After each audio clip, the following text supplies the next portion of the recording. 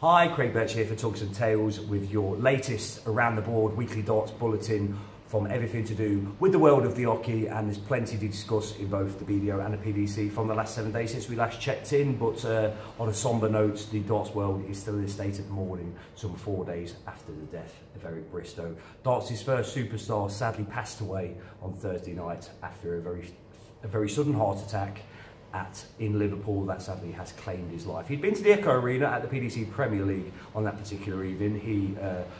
The PDC is still using in a capacity where he entertains a hospitality guest who I'm sure love spending time with Eric. Such a great career as well. 5-time world champion, 5-time world masters champion, the crafty cockney. Everybody knows who he is. Your man in the street who doesn't even like darts probably knows who Eric is. He was a real icon of the era and did so much for the sport, and it's a real sad loss that Eric is no longer with us.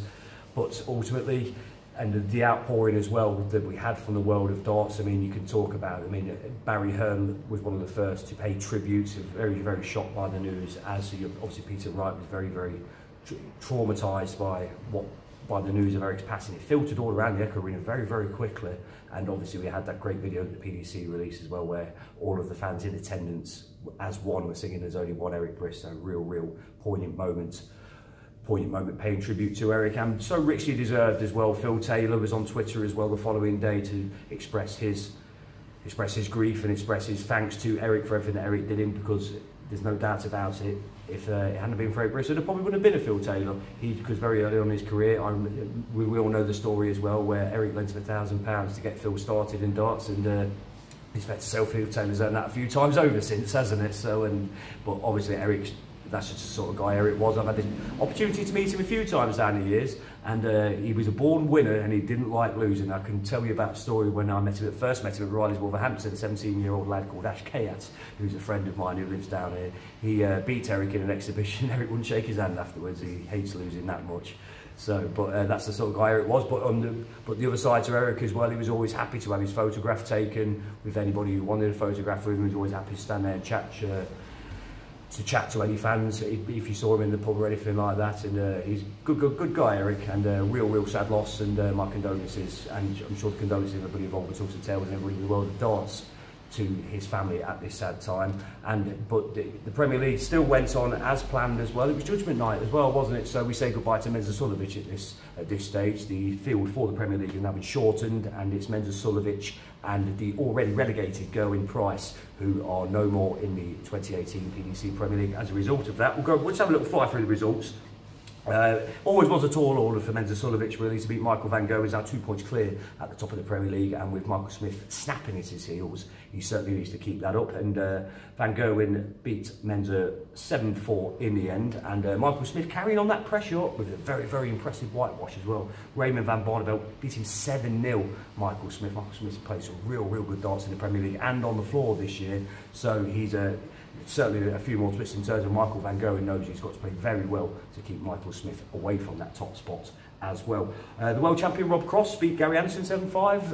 Again, we talked about the slump that Rob Cross was having a couple of months ago. He's really turning it around now, and maybe he isn't a flash in the pan, I guess. He's a good player, and he's certainly showed that against Gary Anderson as well. Simon Whitlock 7, the already relegated Gerwyn Price 3, so Simon Whitlock back to winning ways as well. And Daryl Gurney, what a day it was for Daryl Gurney. He had to hang around in Derry back in Ireland to see his son Daryl Jr. being born, and then had to make a mad dash to the airport and get across to Liverpool to pay his Premier League fixture against Peter Wright, a 6-6 draw. Peter Wright's been involved in a few of them this year so far, hasn't he? But what a hell of a day for Daryl Gurney. I bet he's sleeping, probably still sleeping it off at the moment, because he's have to play in the Championship. We had Players' Championship in Barnsley as well on Saturday and Sunday, so it's been a busy few days for Daryl. I imagine he'll be resting up, and so he should, before the Premier League returns to the Sheffield Arena on Thursday.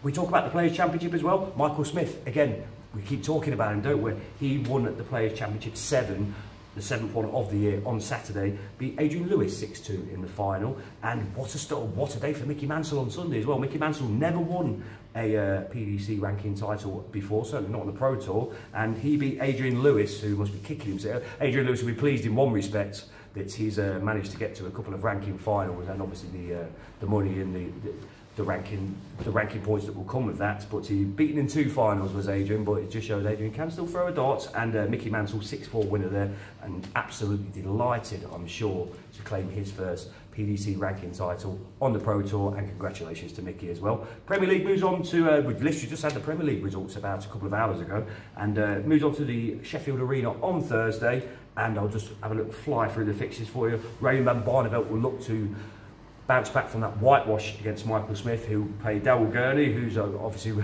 probably not as frantic as he'll have a job to have a Thursday as frantic as he had last week. Gary Anderson, Peter Wright, that could be a good game as well. Peter Wright would just probably not want to draw it, I would have thought. And against Gary Anderson, he's going to have enough tough game. That could be a real barn burner, that couldn't it? So Simon Whitlock against Michael Van Gogh. Whitlock back to winning ways. Van Gogh has obviously got to maintain his grip on the top of the Premier League as well. And Michael Smith, Rob Cross. So Michael Smith has not got an easy game either, and it's certainly going to be interesting to see if Van Gogh and Smith can both prevail on Thursday, because ultimately the top of the Premier League depends on it as well. In the BDO, we had the British Internationals at the weekend as well, so international darts, the theme for the BDO this weekend. England did very well actually. England claimed 3 of the ranking titles. The men's, ladies and girls titles all went the way of England in the BDO British Internationals over the weekend. The only other nation to get a look in were Scotland, who the boys team were the winners of that particular section of the BDO British Internationals. Plenty more for us to talk about this time next week, and we look forward to seeing you then here at Tungsten Tales. Thanks for your time.